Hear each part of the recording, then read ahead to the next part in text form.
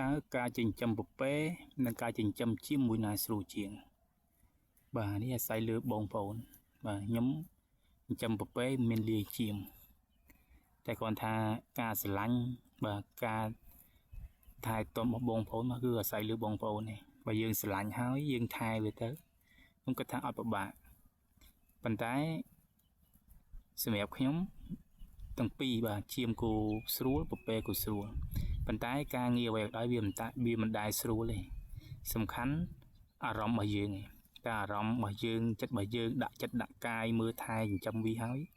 យើងថាស្រួលហើយមកគឺស្រួលប៉ុន្តែបើយើងគ្រាន់តែចិញ្ចឹមទេយើងអត់ស្រឡាញ់វាអត់ថែវាទេបាទគឺអត់ស្រួលទេហើយ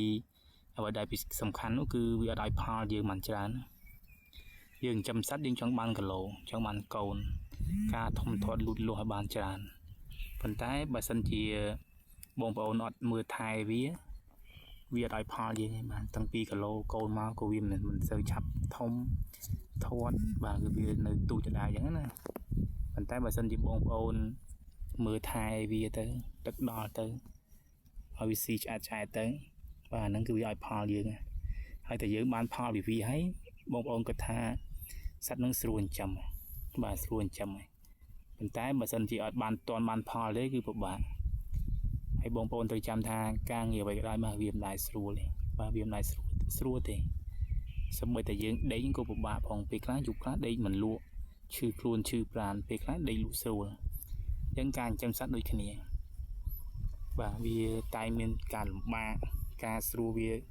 លោកឡំជាមួយគ្នាអញ្ចឹងចូលរួមចូលគ្នាអញ្ចឹងទៅថ្ងៃនេះវាស៊ីរៀងនឹងរៀងស្រួលស្អែកហ្នឹងវារៀងដើរអញ្ចឹងទៅបាទតែអ្វីសំខាន់គឺអារម្មណ៍បងប្អូននេះបើសិនជាអារម្មណ៍បងប្អូនដាក់ចិត្តដាក់កាយចិញ្ចឹមវាហើយយើងថែទាំវាទៅបាទយើងស្រឡាញ់វាថែទាំវា